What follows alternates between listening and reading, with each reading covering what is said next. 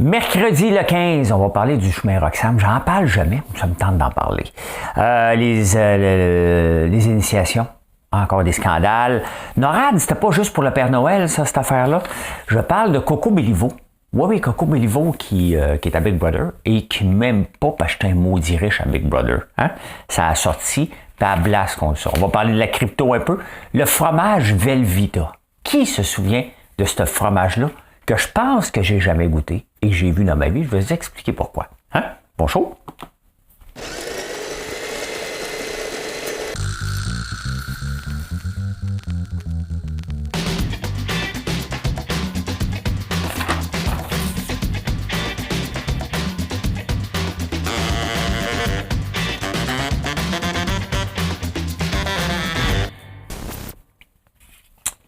On va te partir ça, une belle énigme.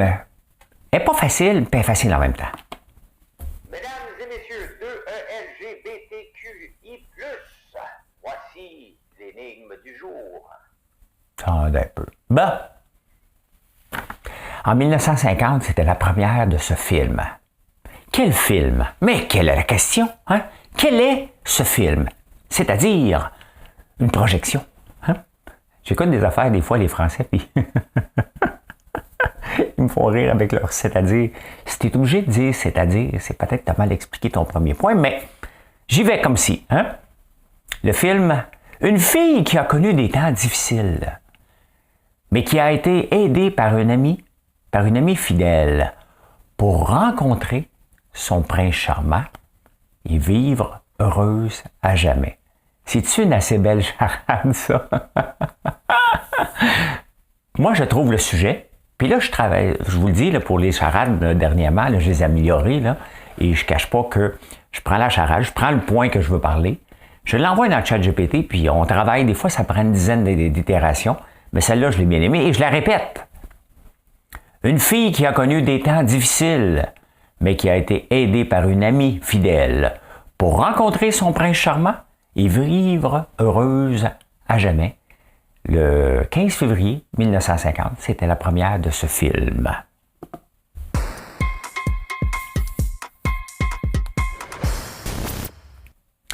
C'est le moment de vous dire de vous abonner. Ça fait une grosse différence. Si vous le partagez en plus de ça sur les réseaux sociaux, c'est encore mieux. Je travaille fort pour ce show-là. Et des fois, je fais des petites erreurs, des petits lapsus. Lapsus, je viens d'en faire un autre. Et je mélange, là, comme hier, j'ai dit, ou avant-hier, les Espagnols font la sieste, pour ça que les Mexicains sont... Tu sais, hein, Sylvain? Non, mais des fois, je me trompe un petit peu, mais vous comprenez l'essence. Hein? J'ai pas beaucoup de préparation. Je lis les journaux pendant à peu près 2-3 heures. J'écris tout mon texte, je me mets dans la tête, puis après ça, j'arrive, puis je ferai pas de montage. Je ne me relis pas, donc j'y vais comme ça. Et je pense que vous appréciez l'ensemble de l'œuvre la plupart du temps. Hein? Eh bien, écoutons, hein, Denis? Non, Denis. Je peux manger de la gomme marcher en même temps, là. C'est ça, Denis. Capable de manger de la gomme. Le chemin Roxham, hein? Qu'est-ce qu'on fait avec cette affaire-là? T'sais? Là, on le ferme-tu pas? Il est trop tard. Arrêtez d'en parler, changez de nom. Hein? Tu sais, à un moment donné, quand quelque chose va pas bien, l'entreprise va pas bien, des fois, ils se renomment. Bien, tous ceux qui étaient dans le scandale des commandites, qui sont encore très actifs aujourd'hui, ils ont juste changé de nom. Les déneigeurs font ça, ils créent plusieurs noms aussi. Peut-être c'est ça qu'on devrait faire avec le chemin Roxham. Faites juste changer le nom, qu'on en finisse d'en parler. Je suis assez tanné de voir la même chose dans les journaux. Des immigrants, là, ils vont en passer partout. Hein? On a ouvert la porte, puis c'est pas juste ici. Les États-Unis sont prêts avec le Mexique, l'Angleterre, tout le monde est pris avec des immigrants. Puis là, je vais... Ici, Pierre Bruno. Je vous éternue l'en face. 4 heures du matin. Il est 4 heures du matin. Je vous éternue d'en face. Ouais, regarde.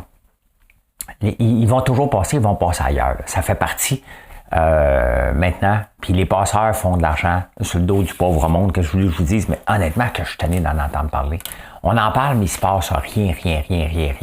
Et je me demande si ça intéresse encore bien des gens. Je sais pas, dites-moi votre avis. Moi, je vois les nouvelles, j'en passe pour vous dire, pour en finir. Tu sais, la fameuse phrase, pour en finir avec, ben c'est ça que je vous dis. Je suis tanné d'en parler. Ça change rien. Et on dirait que c'est loin de nous, et pourtant, c'est si proche. Hein? Hey, scandale au hockey junior canadien encore. Et les initiations au hockey. Quelle chose tellement stupide, les initiations. Pas juste au hockey, partout. Hein? Quand mon cousin Bertrand s'est marié, son enterrement de vie garçon, on l'avait attaché sur une tondeuse. Mais puis là, il lançait de la moutarde, puis tout ça d'affaires. Puis là, ça lui brûlait les yeux. Mais moi, qu'est-ce que je suis allé faire? T'as juste une serviette, j'ai essuyé les yeux. Les autres gars riaient. Tu sais? C'est tellement con. Là. Moi, j'ai jamais compris. J'ai participé parce que, ben, à un moment donné, j'ai dit, OK, bon, c'est beau, là. La moutarde, c'était au moins de la moutarde de Dijon. Au beurre d'érable, il aurait pu se licher babine, là. Mais non, je trouve ça con, complètement con, et ça doit être arrêté, là. Vous lirez les journaux, là, ils en parlent de cas où on attache quelqu'un dans la douche, là, puis il faut, avec du tape, puis la seule façon de se détacher, c'est que le tape finit par avoir plus de collant en dessous de l'eau. Complètement con, hein? Hey, NORAD, c'était pas juste le Père Noël, ça? Moi, je connaissais NORAD parce que je suivais le Père Noël avec mes enfants quand j'étais jeune. Je pensais que c'était juste ça. Ben non. Hein? Ça sert aussi à trouver des ballons qui flottent. Mais là, je pense que ils ont toujours trouvé. Là, je vais me moucher. Je vais aller me moucher. Je vais revenir parce que ça dérange. Puis je reviens. Là. Ça ne vous en pas.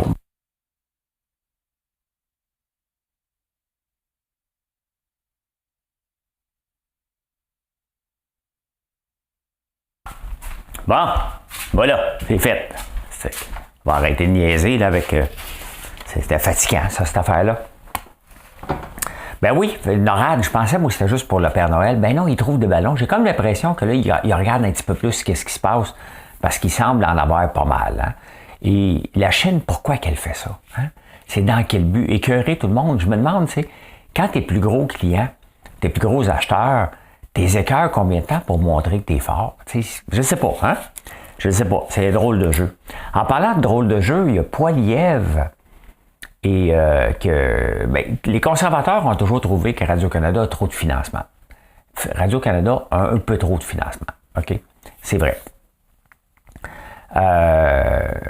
Normalement, on n'entend jamais parler c'est qui la présidente. Elle, on entend parler parce qu'elle avait encouragé ses journalistes à manifester. Et elle varge maintenant sur Poilievre. Elle veut-tu perdre sa job? T'sais? C'est sûr que les libéraux, tant qu'ils sont là, ils vont dire « ouais, fais notre job de bras », ils sont contents. Mais mettons que c'est Poilievre qui rentre, on s'est entendu qu'elle va partir. De toute façon, si c'était Poilievre qui rentrerait, il y aurait des coupures majeures à Radio-Canada, qu'on aime ça ou pas. Ça fait partie du mandat des conservateurs de dire que c'est trop, il y a trop de financement, point. C'est pas que ça va couper, c'est qu'il faut voir les plateaux de différents endroits pour comprendre que c'est un environnement syndiqué. Et il y en a un petit peu plus qu'ailleurs. Je vous dis, je les ai fait les plateaux, là. Donc, voilà. Je pense que, sans penser de coupure, je pense qu'il y a une rationalisation à penser à toutes les places. C'est normal de faire ça. C'est normal de faire ça.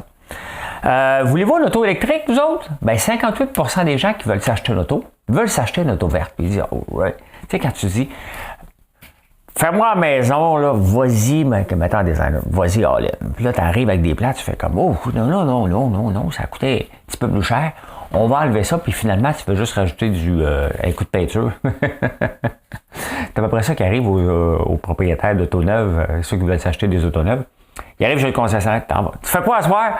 M'en va chez Tesla. Vous savez qu'à Hull, non, c'est pas à Hull, c'est ici à Montréal qu'on ne peut pas acheter une auto. Le samedi, hein, tout est fermé. La mafia des autos, hein, tu ne peux pas ouvrir le samedi. Donc, 58% des gens qui veulent une auto, 81% vont finir avec un VUS. Tu pars, tu dis, tu vas soir, on va m'acheter une Tesla. Le lendemain, ton chum de qu'est-ce que tu fais? Tu t'acheter une Range Rover diesel. C'est à peu près moi l'autre jour, quand je suis venu pour renouveler mon auto. Fait comme, oh play, donc bien cher un char. Et ça ne me fait pas d'avoir un char à gaz. Fait que les autos électriques, il n'y en avait pas. Fait que j'ai fini par acheter mon char. 80% trouvent que c'est trop cher. Et c'est sûr qu'avec l'inflation qu'il y a, puis le manque de batterie quand même, hein, c'est un fait. Et c'est sûr que les autos électriques sont de plus en plus en demande. Donc, il y a une pression sur le lithium. Donc, voilà. Elle dit que dans le temps, le lithium, c'était pour corriger les dépressions. Tu sais. Bon oui. Pas fou. Ça va au Québec.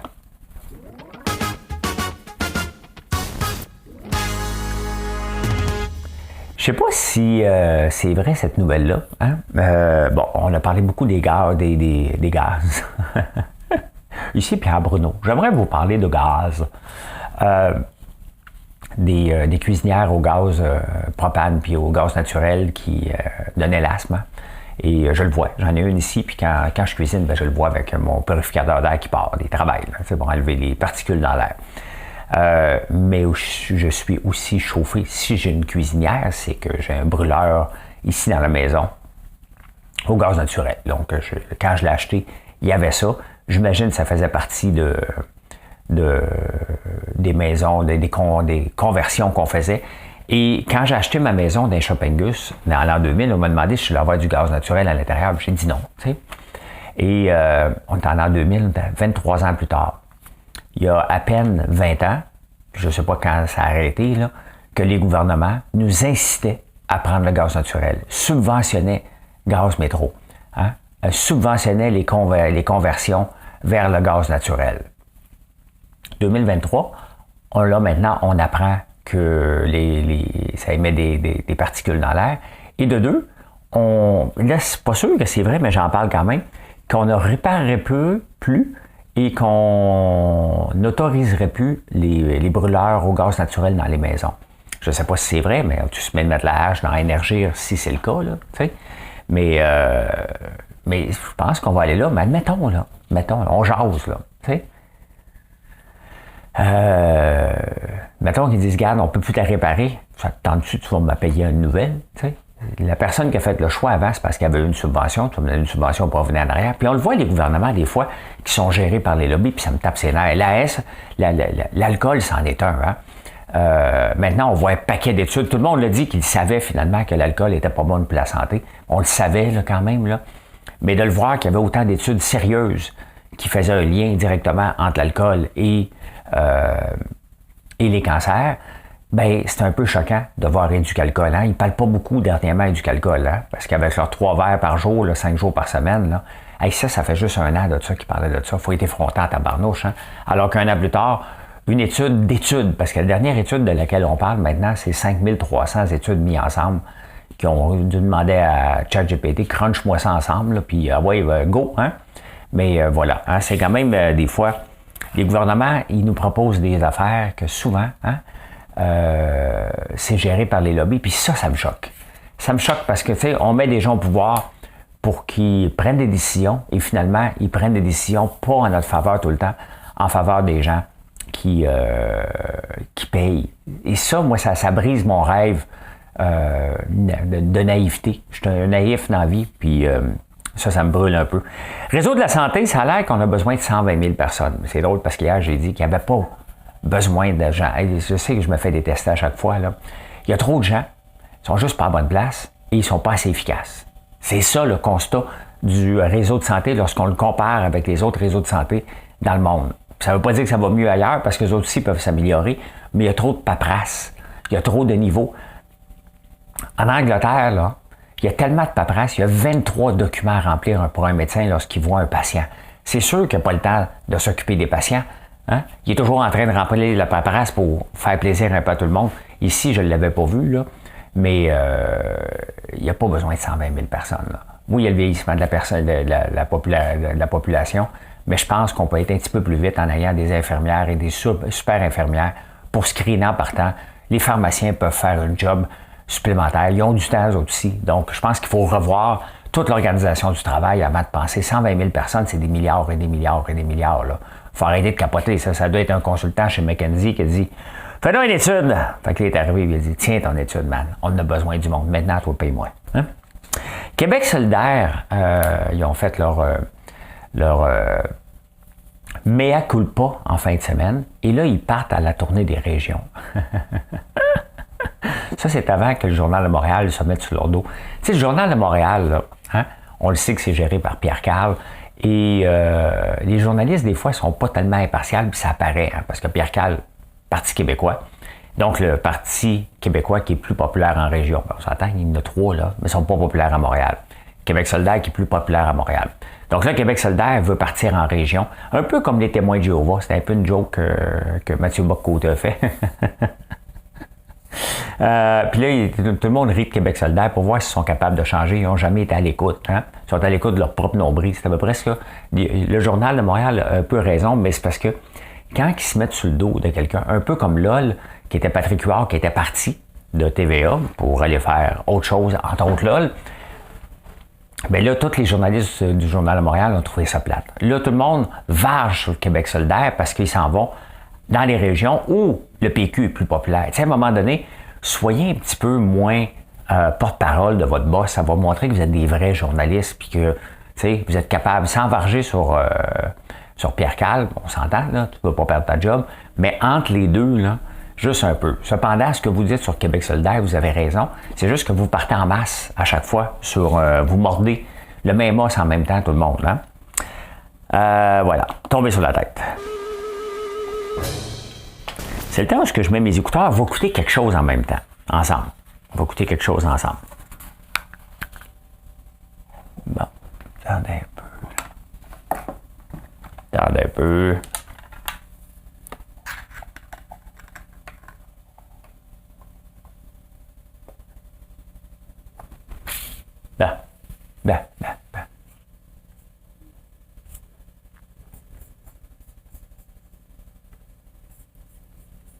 Ça va bien. OK. C'était le ton, là. Genre, pendant tout mon secondaire, j'ai pensé, je suis pas belle, je suis vraiment pas belle. J'essayais, tu sais, mais je savais que j'avais pas l'air de... Puis ce gars-là, c'est François Lambert. C'est vrai, C'est François Lambert. c'est vrai. Espèce de complètement con. fou, hein? Puis il m'a copié sur l'Ice Bucket Challenge. En plus! C'est ça qui arrive, ils t'insultent quand t'es jeune, puis là, ils viennent voler tes assiettes. Mais oui, mais c'est Pas ça. que François Lambert fait du Ils sont sirop, Chris. menacés, c'est Mais ça. oui. Toi, t'es une fan de télé-réalité, non? J'aime vraiment ça, mais j'ai pas été capable d'écouter Big Brother si c'était ça la question, parce que j'ai écouté un épisode, puis j'étais comme pourri. Ah, ça m'intéresse pourquoi? Ah non, ça... Je sais pas si tout le monde sait combien ils ont été payés. Là. Je pense qu'ils sont payés genre 1000$ la journée ou quelque chose de ridicule. Là. Ça fait qu'ils font 7000$ par semaine. Ce qui est bien correct, ils vivent là. Ceci dit, la production OD est excellente. Elle est bien faite. Genre, elle est vraiment bien faite. Puis, ils sont pas payés ça. Puis là, tu vois plein... C'est juste fâchant de regarder plein de gens. Déjà, François, qui est déjà riche, qu'on l'aime déjà pas, qui est payé fucking cher pour être dans une émission mal faite.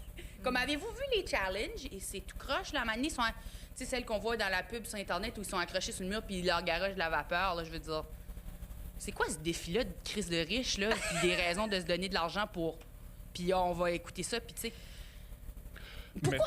C'était tout, même. Ils ont mis Marie-Chantal... Vous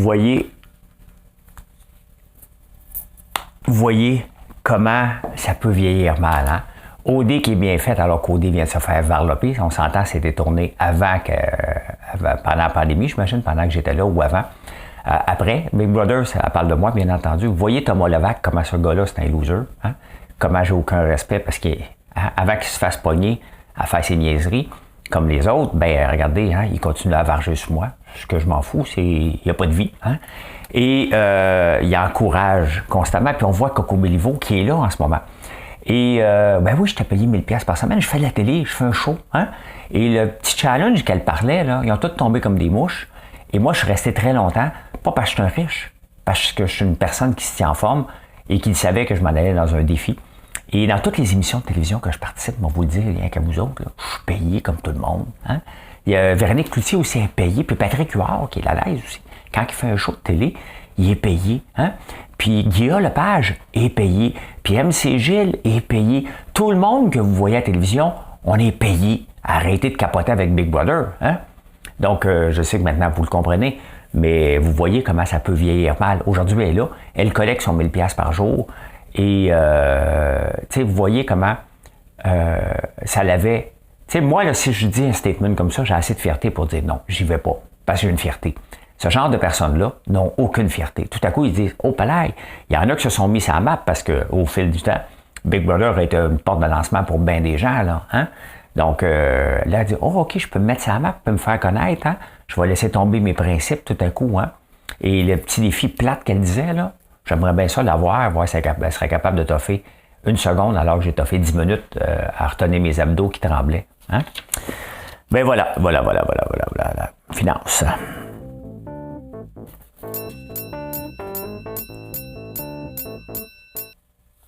Ah oui, puis le maudit riche, Coco Béliveau, là, il a gagné 92 000 $ pendant qu'il était à Big Brother, parce que je suis resté 92 jours. Tu m'en parleras, voir si tu restes 92 jours dans la maison. Et de deux, le défi de riche, là, j'en ai gagné le plus que tout le monde là-bas. Maudit riche, hein, qui est venu même voler les défis. Hein? Hey, la crypto! La crypto, je vous montre, ceux qui ne connaissent pas bien la crypto, c'est pas grave. Mon but est de vous aider à mieux la comprendre pour pas que vous allez fouiller là-dedans. Hein? Parce que c'est pas le moment en ce moment de retourner faire un tour en crypto. Regardez ça ici. Mettons qu'on regarde sur un mois. Techniquement, on veut une ligne droite parce que c'est un dollar constant. Hein? Le BUSD que je parle en ce moment, c'est supposé toujours valoir à peu près une pièce. Hein? Donc, c'est avec la valeur, il y en achète, il y en vend pour maintenir une valeur constante. Donc, c'est basé, c'est PEG, comme on dit, sur le dollar américain. Hier, regardez ce qui s'est passé. Il a tombé. Il a tombé jusqu'à 99 cents. C'est pas beaucoup, mais en même temps, c'est énorme. C'est énorme. Ça veut dire que la confiance n'est pas là, mais c'est parce que les autorités aux États-Unis disent non. Parce que ça, c'est Binance qui est le plus gros joueur et là, qui est sous pression. Parce que chaque dollar constant doit être backé, si on veut, avec des vraies données. Et là, ils disent peut-être qu'il n'y a pas toutes les données. Ce qui a fait tomber la plupart des cryptos un peu, c'est qu'ils n'ont pas les ressources pour supporter si tout le monde vendait son BUSD. Donc, encore beaucoup de pression, encore beaucoup de choses à vérifier. C'est pas une fraude ici qu'on parle, c'est juste de dire est-ce que c'est fait selon les règles. Surtout, le gars, il disait qu'il faisait ça selon les règles. Donc, voilà. Hein? Il faut avoir des réserves. C'est toujours ça qui est l'important. Donc, ça fait shaker encore un peu le monde de la crypto. La liquidation de OPAC de Medicago, l'ancien président ou le fondateur de Medicago qui a vendu, qui est ailleurs, il sort dans les journaux aujourd'hui, il dit c'est OPAC comme liquidation. C'est une compagnie multinationale qui ouvre des bureaux puis qui enferme. Ça fait partie du lot. C'est sûr que nous autres, à Québec, c'est nous autres. Là, on dit, ouais, mais là, ils ne le disent pas vraiment. Une fermeture, quand même, tu dis que t'arrêtes, OK? T'arrêtes de dépenser, point final. Regardez, je vous l'ai montré là, hier. J'ai le même cas avec Sorrento, puis il va en avoir un paquet d'autres. Là. Toutes les compagnies qui étaient très impliquées à développer des choses pour la COVID qui n'a pas pogné, ça c'est le titre dans lequel je suis, qui a tombé et qui est en faillite. Là. Ils se sont placés sur le Chapter 11, donc mes actions ne valent plus rien. Ça n'a pas levé. On fait des choix d'investisseurs. Et des fois, c'est normal. C'est normal ce qui arrive avec Sorrento. C'est normal ce qui arrive avec Medicago. Puis il y en a un paquet d'autres qu'on ne connaît pas parce que ça se passe dans le monde. Les compagnies n'ont pas toujours à expliquer de long en large. C'est ça aussi, le capitalisme. C'est qu'on ouvre des entreprises, on est fiers, on enferme parce qu'il n'y a plus de modèle d'affaires. C'est pas rentable, puis il faut arrêter. Puis il n'y a pas toujours 1000 explications. Là. C'est comme quand tu te sépares, mettons. Là. On jase. Là. On est le lendemain de Saint-Valentin. Là. Tu as été au restaurant, tu as donné des fleurs, là, tu ne l'aimes plus, tu peux te séparer. Je sais pas s'il y a plus de séparation le 15 février que le 14. Bon, fouillez ça pour demain. Hein? C'est quand qu'il y a le plus de séparation suite à la Saint-Valentin que c'est mal tourné. Ma niaiserie m'a fait oublier ce que je voulais dire. C'est pas grave. C'est ça quand t'es TDAH, à un moment donné, t'as une petite bulle au cerveau, puis finalement, c'était un ballon, fait qu'il a bloqué l'air. On enchaîne. Ottawa qui a annoncé hier un autre financement de 40 millions dans une compagnie qui s'appelle Scale AI, qui est fière de mettre un peu partout, qui a beaucoup de financement. Moi, en partant, là, je vous le dis tout de suite, là, les annonces de financement d'entreprise, pour moi, c'est comme un gros failure. Ça veut dire que ton modèle d'affaires n'a pas toujours fonctionné. Mais dans ce cas ici, on s'entend que c'est nouveau la recherche, l'intelligence artificielle, parce qu'on a vraiment un cas concret qu'on peut comprendre qu'est-ce que ça fait qui est ChatGPT. Là, le danger, parce que je suis passé par là dans la reconnaissance de la parole, je suis passé par là dans les premières pages Internet, je suis passé par là dans quelques fois dans ma vie pour vous dire, attention, j'en ai écrit des rapports scientifiques. Okay? Je le sais ce qu'il faut qu'on écrive pour avoir les recherches et développement et avoir des crédits. Je le sais, je l'ai fait pendant des années. Pendant 11 ans, c'est moi qui l'ai fait. Et tu finis par apprendre les buzzwords pour avoir tes crédits de recherche et développement. Là, le gouvernement qui va annoncer à peu près dans tous les projets qui vont mettre AI. L'intelligence artificielle, là, faites attention, OK? Dans ton code, si tu mets « si la lumière est rouge, fais flasher bleu », c'est pas de l'intelligence artificielle, c'est de la logique. Il faut séparer la logique de l'intelligence artificielle parce que toutes les entreprises vont le mettre, l'intelligence artificielle. On entend parler « oh, le logiciel de caméra, l'intelligence artificielle ». Non, non. On le voit, c'est quoi de l'intelligence artificielle, là? C'est ChatGPT. Tout ce qui est en bas de ça, c'est juste des « si » seulement. Hein? Donc, faites attention. Le gouvernement ne fera pas attention parce qu'il est excité de dire intelligence artificielle parce qu'on s'excite maintenant de vouloir bâtir le futur ChatGPT. Un peu comme on s'excitait d'avoir le futur Facebook, puis le futur Netflix, puis le futur... Tous les grands, on veut tous les copier. Puis en parlant de Netflix, est-ce que Netflix se surestime? Hein? Faut pas être contre. Honnêtement, la compagnie a le droit de faire son système de facturation pour ces gens de la façon qu'ils le veulent. C'est normal. Hein? Faut pas chialer. La façon qu'ils le font, c'est un peu complexe. Il va falloir demander des autorisations quand on se déplace. C'est pas clair encore. Toute la modus operandi de tout ça, puis on va le comprendre lorsqu'on va arriver à l'hôtel avec notre laptop, puis il va dire que t'es pas à ton primary location. Il y a déjà plusieurs années, ils ont empêché les gens qui avaient un VPN de se connecter, parce que moi aussi, je faisais ça. Des fois, je voulais écouter une série qui n'était pas disponible ici. Tu mets un VPN, tu disais, je suis en Espagne, tu peux écouter la série en Espagne. Ils l'ont découvert. Donc, eux autres, tu sais, le but, c'est de respecter les droits d'auteur partout et aussi de s'assurer que chaque personne qui écoute paye. On ne peut pas être contre ça. Cependant, est-ce qu'ils se surestiment et ils pensent que le nombre de gens qui vont payer va être plus grand que le nombre de gens qui vont se désabonner? Et le mouvement qui va se passer par la suite, c'est à voir. Moi, je pense que les autres plateformes regardent ça en ce moment et ils vont dire « Go! » Tu sais, t'envoies tout le temps ton gopher, là. Vas-y. Allez. Hein? Un peu, on le voit à Big Brother, hein?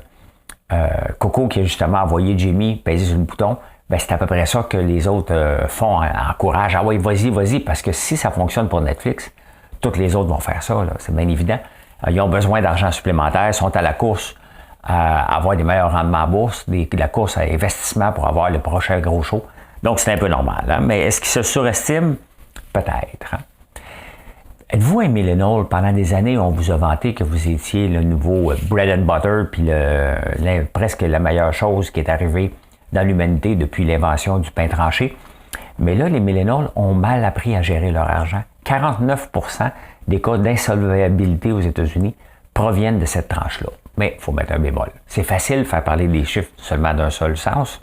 Il faut comprendre que les millennials, c'est des gens qui ont 40 ans à peu près, qui ont des enfants, qui ont une maison, hein, donc c'est normal que ce soit eux, parce que les boomers, techniquement, ont payé leur maison ou sont sur le bord de la payer. Ils ne viennent pas de s'acheter une nouvelle hypothèque, là. C'est assez rare. Et les plus jeunes n'ont pas commencé à embarquer dans le train. Donc c'est normal un peu, puis je pense que si on faisait cet exercice-là, à chaque fois, qui est le plus susceptible d'être insolvable, ça risque d'être toujours dans la même tranche, probablement des 35-45 ans, à peu près. Hein?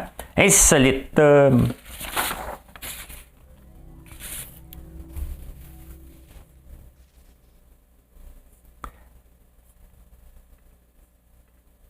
Qui se souvient de ce fromage? Bien, il existe encore, le Velveeta. Je pense que je vais en acheter. Mon grand-père était cardiaque. Donc, il avait toujours sa petite pilule, puis il prenait son Velveeta. Hein? Milk butter, il y avait moins de gras, puis il était le premier, one of the first food to get American Medical Association approval. Hein? Je pense que je vais en acheter par nostalgie. Puis je vais y regoûter parce que ça fait il y a 100 ans. Et mon grand-père prenait ça. J'ai jamais goûté, je pense. Il me donnait une petite tranche. Mon père, lui, c'était la sauce HP. Puis mon grand-père, c'était le Velveeta. Deux affaires que je vais aller m'acheter, je pense.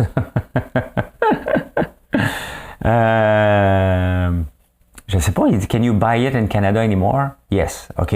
Faut que je trouve du... Puis qu'est-ce qu'il dit qu'il a le goût? Artificial food. Oui, c'est ça, c'était pas mal artificiel. Ça a eu le... Vous voyez, c'était dans le guide alimentaire américain. C'était complètement... Les médecins recommandaient ça un peu. Hein?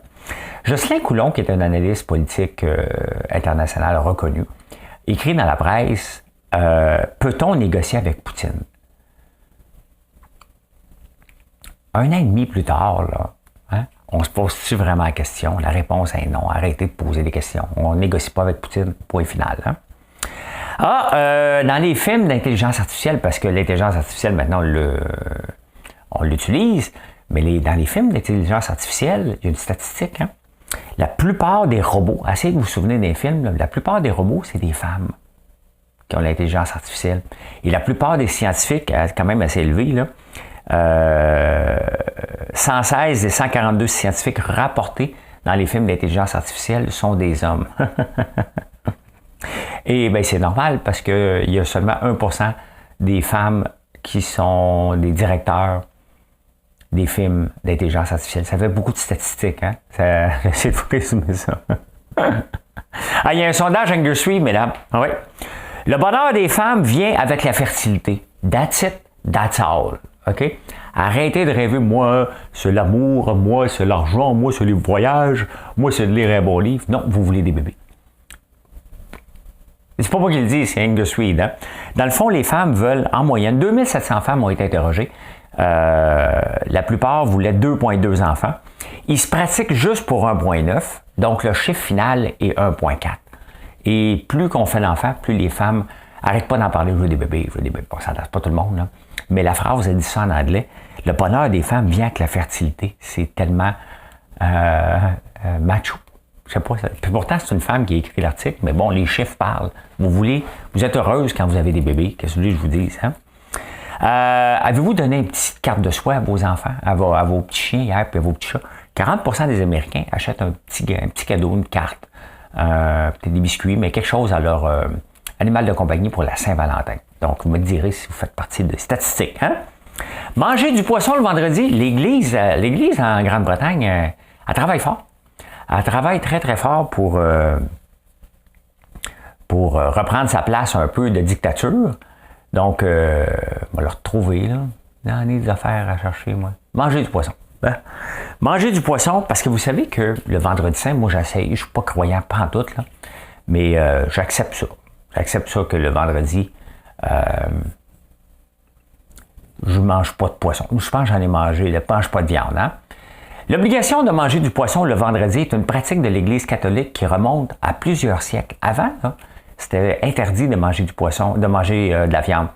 Elle a été officiellement instaurée en tant que pratique religieuse lors du Concile de Nicée en 325. Hein?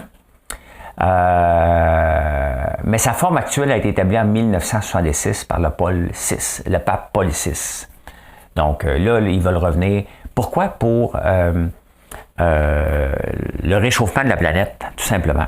Pour avoir une planète plus saine, il dit, ben, manger du poisson, manger de la viande. Ben voilà. Hein? Donc, en même temps, ça nous ramène vers le droit chemin, pécheurs comme nous sommes. Pécheurs. T'as pas dessus?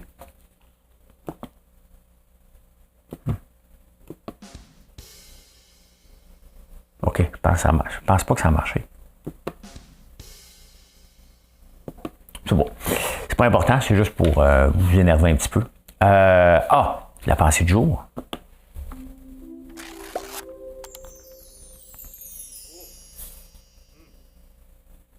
La pensée du jour. J'aime ça, ça vient de Jeff Bezos. Si vous ne comprenez pas les détails de votre entreprise, vous allez avoir des échecs. Si vous ne comprenez pas les détails de votre entreprise, vous allez avoir un échec. Ça veut dire, hein, descends sur le plancher. Mêle-toi des opérations. Va voir comment ça se passe dans les cuisines, dans mon cas. Hein? Mêle-toi de ton SEO. Hey, ça fait 4 ans qu'on est en affaires. Ça fait 4 ans que j'embauche des gens qui sont supposés être des spécialistes du SEO. Puis, il faut faire ça. Puis là, je regarde. Puis j'ai décidé de m'en mêler parce qu'encore là, j'attends. J'attends tout le temps. Puis là, quelqu'un, ouais, je peux venir. Puis là, moi, de charger 18% de type, tout ça. Puis ça me tape ses nerfs. Ça me tape ses nerfs, les entreprises de marketing qui sont pas capables de dire, regarde, tu me crois pas, là? Hein? Fais ça, donne-moi des nouvelles. Okay? Il n'y en a pas un, parce qu'ils se pensent tous un peu comme Netflix, un peu au-dessus de leurs affaires, parce qu'il y a tout le temps quelqu'un qui est prêt à payer, parce que je suis spécialiste du SEO, ça fait peur. Je m'en suis mêlé et je le vois les impacts de mon travail maintenant. C'est la seule place que je m'en suis pas mêlé. Je connais comment faire les recettes de chocolat, je connais comment faire les gaufres, le popcorn, bien entendu, c'est ma recette. Je m'implique partout. Ça ne veut pas dire qu'après ça, je dois le faire, parce que si je suis en train de tout le faire, je ne suis pas en train de faire grandir l'entreprise. Et le rôle d'un entrepreneur, il ne faut jamais l'oublier, c'est aussi un rôle de vendeur d'histoire. Hein? Donc, et maintenant, je m'occupe de mon marketing puis de mes pubs. Je peux comprendre enfin des erreurs qui étaient faites dans le passé, comment je peux les corriger, parce qu'à la fin, moi, je regarde combien ça me coûte, combien ça me rapporte, parce que c'est mon argent qui sort de mes poches autrement. Hein? Donc, si vous ne comprenez pas les détails de votre entreprise, certain, vous allez avoir un échec.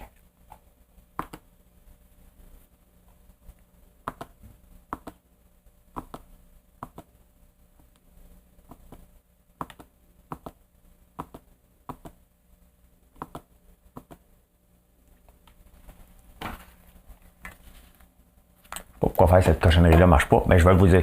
Mesdames et messieurs, voici la réponse à l'énigme du jour.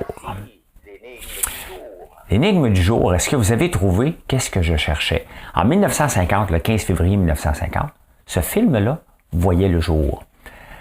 Une fille qui a connu des temps difficiles, mais qui a été aidée par une amie fidèle. Pour rencontrer son prince charmant et vivre heureuse à jamais, je cherchais Cendrillon, le film Cendrillon, qui a vu le jour en 1950, le 15 février 1950. Ça ne lui tentait pas de le sortir le 14 février, aux autres. Hein? Et je peux dire ceci, peut-être. Mission accomplished. Ça a marché. Hey, bonne journée tout le monde. Merci d'être là. N'oubliez pas de vous abonner. C'est très apprécié. Je vous souhaite une excellente journée. Venez nous voir sur françoislambert.one. Nos petites canettes, sont enfin sorties. Et je comprends que vous aimez encore la grosse canne, puis vous me dites que vous le mettez dans un Tupperware. Mais la question que vous devez vous poser, hein, quand vous avez besoin d'une canne de tomates, est-ce que vous achetez une canne de tomates dans le bon format ou vous la mettez au Tupperware? Hein? Peut-être vous le mettez au Tupperware et c'est bien parfait, mais il y a bien des gens qui disent « Ben non, moi je l'achète une, je le mets au Tupperware. » Ben oui, ben c'est ça. Hein? Le reste des affaires qu'on consomme, on le prend, on le termine, mais avec ça, c'est en plein ce que le marché que je vais aller chercher. Et le marché aussi du convenience store partout sur la planète. Ben oui, je pense global. Allez, bye, bonne journée.